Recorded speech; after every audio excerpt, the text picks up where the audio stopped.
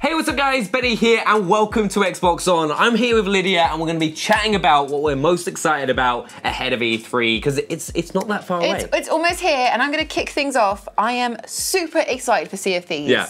I cannot wait to play online with my mates and just go and get some loot and bounty and slice you up. Slice me up, isn't it, huh? Honestly, I completely get you because like the stuff that we've seen from Rare since it got announced a couple years ago and everything we've seen with the technical alpha, it's looking beautiful, it's looking so much fun as well. Everyone you see just laughs. Everyone who I've spoken to has said it's just like it's just hysterically good fun. Yeah. You know, like it's proper taking that whole kind of like, I think online can sometimes get quite aggressive or quite stressful where I'm... Don't know what you're on about. Yeah, but with Sea of Thieves, it just looks like it's gonna be just so much fun. Yeah. Just teaming up with your mates and like assigning everyone jobs. Like I love the idea of keeping the ship running. You're gonna be Captain Lydia over Team Lydia. You know it. Yeah, Team Lydia, it's Captain Lydia. Hop all aboard my ship. Exactly, and like, you know, getting your teammates to get certain bits of the ship working. You know, like I loved games like Black Flag,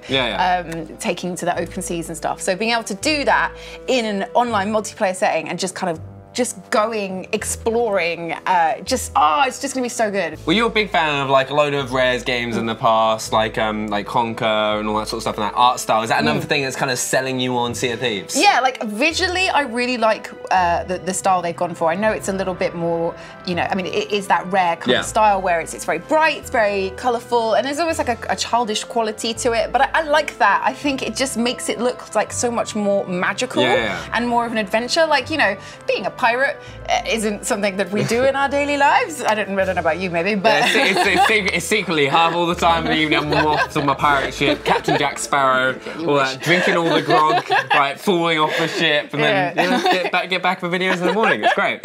I know some people might look at it and think, oh, it looks a bit more childish with that kind of style. But from what I've heard of and what I've seen and what I've played, like it's not like a child's game. You know, it's so much more technical, and you've really got to like plan out strategies. And when you're fighting, you know, against like in the open seas, like it's quite intense. Well, I think if you've like had a look at Rare's channel as well, who've got loads of like content around Sea of Thieves and stuff, it just looks fun, and like the depth they've gone into it with like kind of the treasure hunting, where you can go and steal other people's treasure and then go to the ship of the damned if you get killed. That whole kind of level of it, I think, obviously I'm just kind of excited to see what else they're going to show us and what we're going to be able to get our hands on.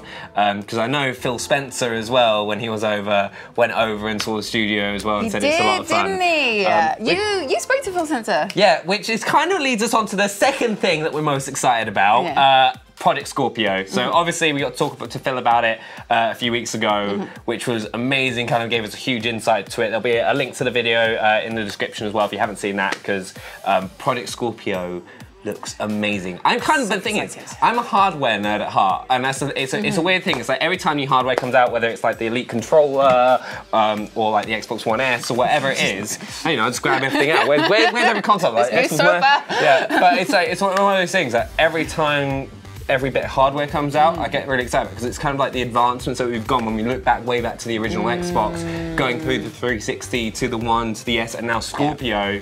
Can't wait for that. Which game are you most excited to see on the Scorpio, like visually with those kind of specs? This is a hard thing for me because obviously I've got a huge Call of Duty background. It's kind of where I started in gaming, and it's like kind of what has led me to be on this sofa right now, kind of a bit weird. But made me the man I am today. That's a Call of Duty, and if my parents heard me say that, they'd be like, well, what? No, it was going to school. That's what did it. But no, so like Call of Duty World War II, another one of those big things that we're going to be seeing at E3 again, which is like the thing I'm one of the most excited about as well. It's going back to, I know everyone said it so many times, but boots on the ground combat. Boots on the ground. Right, no jetpacks, no wall running. No. Hallelujah. The campaign's got an amazing cast as well. Like Josh Duhamel, who's been in like Transformers, and it just looks, the whole story that we've seen of it looks awesome. But E3, we know we're going to be seeing more about multiplayer. And that's what you're really excited about. Yeah. I mean, that's where Benny's going to spend the rest of his life. Yeah, so like, come November 3rd, right, I'm just going to be disappear. I'm going to like be off, I'm just going to be sat there just playing away, day in, day out, night in, night out, whatever. But we're obviously going to be seeing more of that. What are the game modes going to be like? What's kind of the weapons going to feel like? Are there going to be perks? Are there going to be different leveling systems? And like, I mean, you look at Battlefield 1 and just how successful and how good that game is. And I think there's so much in just going back to sort of historical, real events and going back to kind of basics, if you know what I mean, like without jetpacks. But like totally as well, I kind of feel like it's going to open to a whole new generation because we haven't really had a World War II game for like a real AAA World War II game for like 10 years since World at War. So it's going to give a huge insight to a lot of people who kind of miss that, and this is going to be their first Call of Duty in that era, or first kind of first-person shooter in that era. I think it's going to be really cool. I'm really excited because obviously E3 is going to reveal a lot. It's going to reveal kind of like the majority of the multiplayer. We're going to get hands-on with the multiplayer, all sorts of stuff like that. But what's kind of the next big game that you're really excited for? I'm really excited to see Shadow of War. Yeah. So it is the sequel to Shadow of Mordor. Which was a great game. Which is a great game. I know you're a big fan of it. A little bit like... I love that universe. Lord of the Rings is a beautiful thing. So I've been doing lots of sort of research in Shadow of War. AKA finding an excuse to watch all the films again. Yes. I watched 2 Towers the other day. So good. Oh my god, the freaking battle at Helm's Deep is just like, oh, it's so intense. It's the elves. It's the second you're just like, oh, they're gonna get ruined, and then the elves turn up and you're just like, they're badasses. They got this. They got this. Not only is it going to look amazing, like visually, what they're doing with it is. It's so impressive in terms of scale. So in Shadow of Mordor, there was 2 regions, and it felt like, you know, an impressive game in terms of scale. Shadow of Mordor is going to have like so much more to it, so many more regions, and the regions themselves are going to be huge, like so much bigger than what we've already experienced. So the world that we'll be exploring is going to be massive, and think how good that is going to look on the Scorpio. Like it's going to look stunning, and we'll get like different sort of environments as well because it's not all in Mordor. Like there's a human. A human village which you start off at. So you've got snowy, got some temperate, it's like warmer climates and stuff like that. So you get a lot of variation because obviously in the kind of like the initial reveal for Shadow of War, you got to see that assault on the keep. I can't remember the name of the keep, but you're obviously going to be able to get loads of different environments, which I think is going to add a lot to the game as well. And like I said, we haven't really seen too much in 4K yet, so I'm really interested to see what that leap's going to be like. Because when you see it on TV, like you watch a film or something, and you watch it in like HD and you watch it in 4K, you're like, whoa! So the same when we went from it's like when we went from like standard resolution to HD, and you're like, oh my god, it's so blurry. Like, like when you watch it normal, it's like, oh god, it's like they've smeared butter on the screen. The thing I think that most people were excited about when we saw that trailer drop was the Drake dragons.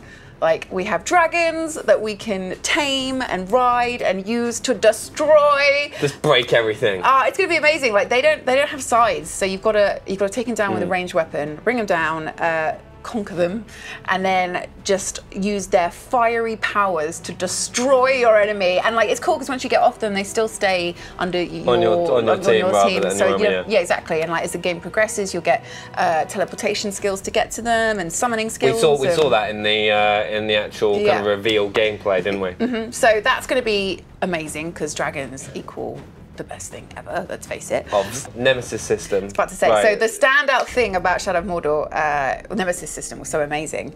They're obviously keeping the Nemesis system in Shadow of War, but they're expanding it and making it so much bigger. So they'll have these Nemesis forts. You can either kind of rush in and try and take it all out at once, or you can, what's the more sensible option, pick off the stronger ones, the stronger orcs and stuff. So you go in there, hopefully fight them, take them down, win the battle, and then you assign one of your own army to take over that fort, and then they'll have influence over that region, and like visually it will change, like depending on who you put there. Like, so depending on their preferences and what their kind of like idea is and how they rule their region will kind of change how it will work. Yeah, exactly, and like the creatures you'll see and the decorations and all that stuff will change. So it's all about kind of like conquering and having your own influence it's like kind of taking, obviously the Nemesis system before was all about sort of like revenge kills, because you got taken down. You had a little fight with everyone, but it was like kind of start, and this is taking it to a whole new level. Yeah, now it's all about like actually taking down these forts of these teams of enemies and like conquering them.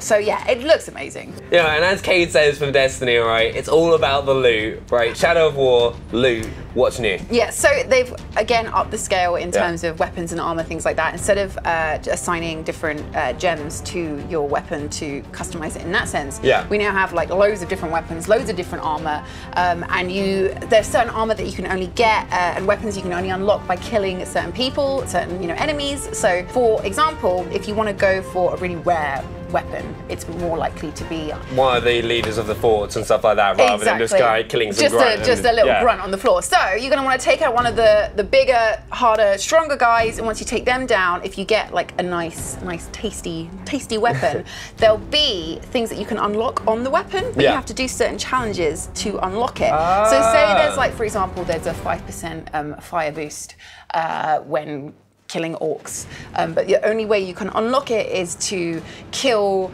an orc that is on fire 5 times or something like that. Like, I mean, I've made that up, but you know what I mean? It's that kind of thing. So you've got a lot of progression. It's a bit more like an MMO then, like a traditional MMO, right? Rather than just kind of like obviously having the basic core mechanics of the gameplay, you've then got that MMO element kind of thrown in with loot and kind of progression and stuff. Yeah, there's loads of different stuff that you can customize and work on to make your character, to make Talion like who is back.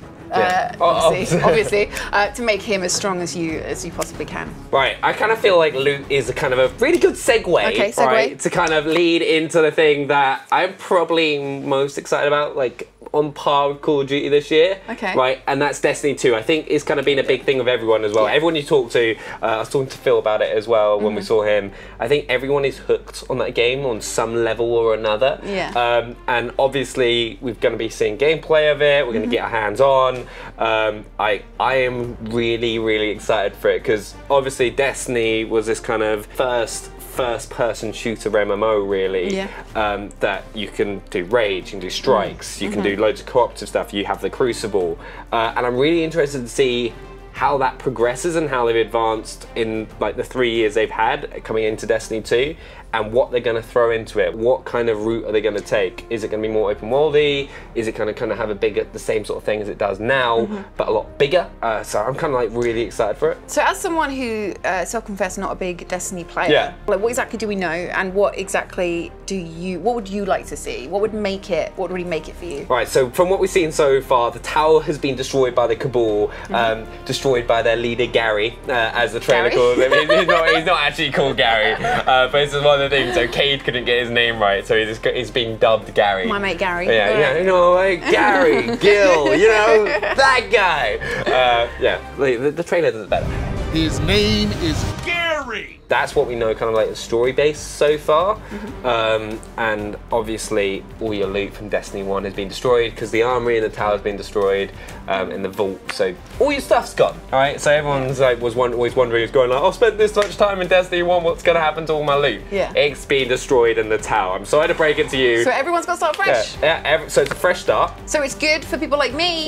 So, a good starter. So it's a thing, because obviously Destiny's been going for 3 years, and it's quite daunting to go into a game that's been going for 3 years, and everyone is fully geared, they know what they're doing, they know everything about the game, and this is kind of like a free refresh. So if you've been thinking about getting into Destiny, this is going to be a good chance for you to do so. But yeah, obviously Destiny 2 is going to be huge at E3 this year. I'm really excited for it. Also kind of like seeing what's going to look like on Scorpio in 4K.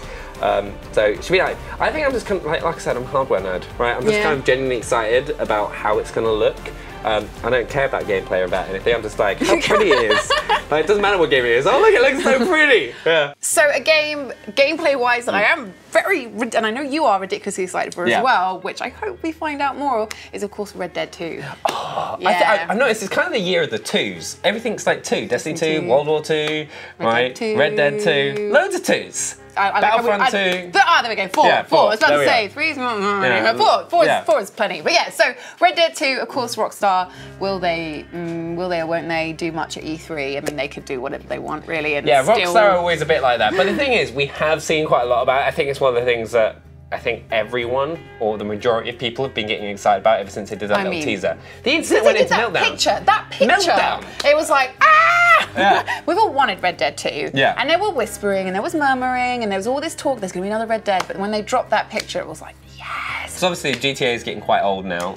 It's you know, it's getting on. It's grey hairs and it's walking stick. I'm really interested to see how that progresses, because they've obviously learned so much with GTA Online. It's huge. It's massive. Yeah. So I'm kind of really interested to see how Red Dead, because obviously Red Dead 1 had an amazing online mode. Online was so fun. It was just like running around, like, I don't know, just having shootouts and kind of just stealing horses, doing the co-op stuff as well.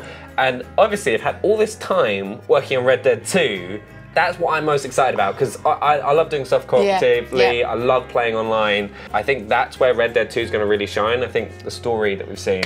I mean, we haven't really seen that much. We've had that video, which is sort of very briefly hinted at a few things, but not enough, not concrete. It's quite speculative, isn't it? It's very, like, I mean, it looks, I mean, it's going to be such a pretty game. We already know that. Red Dead, it was ages ago and it still looks good. Like, imagine how good Red Dead. Up. When it came back and back compat exactly. as well. Still looks amazing. So, I mean, I'm really intrigued at how it might link back, or if it's starting completely. Well, it's a prequel, isn't it? So it's before John Marston. Yeah. Before that all goes on, I'm pretty certain it is a prequel. I might be completely wrong here, and I'm sure you'll let me know in the comments if I am. I do apologise to the fan, but I'm pretty sure it's a prequel because it's all around John Marston's gang, which is why all those horses were in the trailer. Right. That's what, like I said, when it's speculation, that's what it kind of leads to. Because we do see that gang, it makes us think that obviously with GTA 5 we had different playable characters. Oh, of course. Hoping they do the same thing, because I personally really enjoyed being able to switch between characters in GTA 5. I really liked that. So if they did that, different gang members that you can go between, like shoot over here and then do what he's doing over here, but then you can jump over and be this guy who's doing a shootout over here, and I don't know, like the potential. Some horseshoes. I don't know, doing some blacksmith work or whatever. You know, just like moving around, seeing their different personalities. I think that Rockstar handled that so well in GTA 5. Like they really fleshed out those characters, especially Trevor, who I adore. So if they can just recreate something as sort of personal like and rich as that with the different characters, that'd be amazing. And think about, just gonna carry on talking all over you, sorry. Go for it. And think about the possibilities of online, like proper Western heists, like taking down the liquor store. Train robberies. Train robberies would be amazing. Like a proper massive train heist. Or I just want to go back and you know, get drunk and play blackjack in the That's the thing as well. It's just like I think that's something we can be sure about. It's why I'm getting excited about E3 and hopefully Rockstar do something with it and like kind of show us more. Even though they're always quite quiet until their stuff comes out. But I think we can be sure about with Red Dead 2 is we're going to have an amazing campaign.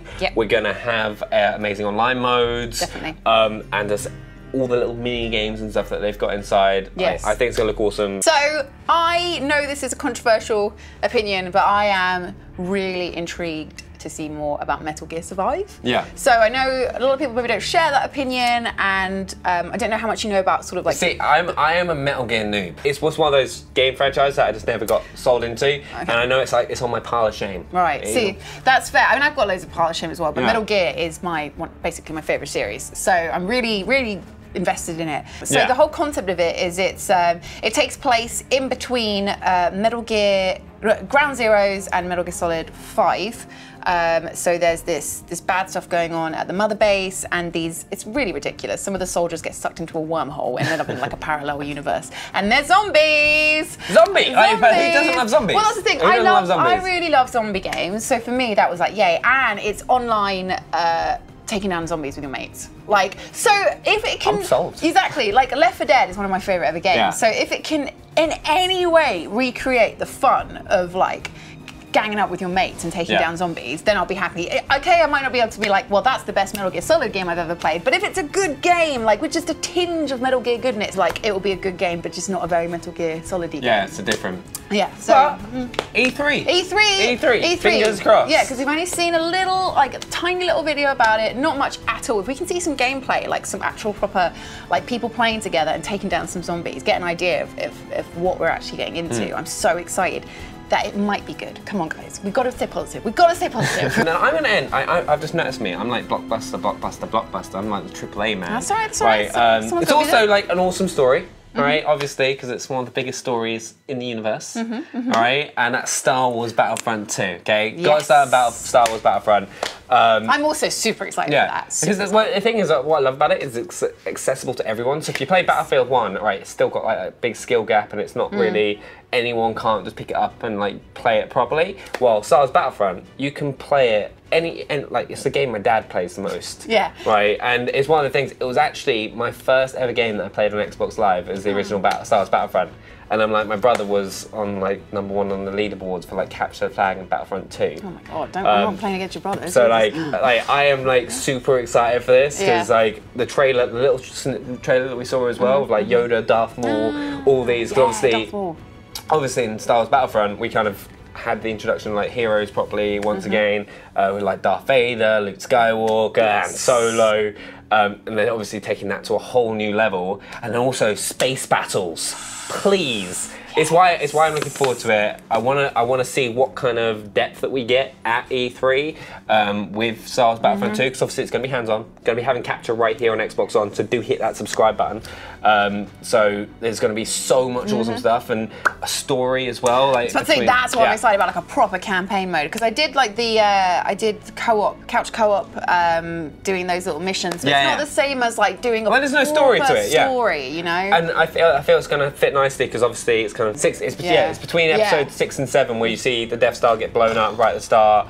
And then seeing like it from the other side rather than the Rebels, who are always like, Rebels are the good guys. See it from the other point of view. And I genuinely, I think it's going to be one of the best games of the year. I think it's going to be a really fun, enjoyable experience, especially if you're a first-person shooter fan. Even if you're not a first-person, because you play third-person. Well, exactly, because I am not a massive first-person online shooter person. I'm not, you know, it's not my strong point, my forte. I'm more of a storyline kind of gal. But I started playing Battlefront, and I actually loved it. It's so accessible. Like, excuse me, if I jump into COD, I'm like, okay, I can't walk 5 steps without being murdered, and I don't know what I'm doing. About that. Yeah, you bugger. So, but with Battlefront, I was coming first on my leaderboard like a few decent times, and I knew what I was doing, and I was actually developing like, you know, proper sort of tactics and skills, and I usually tend to play in third person just because, I don't know, I it's beneficial as well, because if you're playing in first person, you kind of narrow your viewpoint. So you can. I do that really cheap thing in like games where you got third person, where you like stick your face against a wall, wait till someone comes out, and then pop out and be like, ha ha.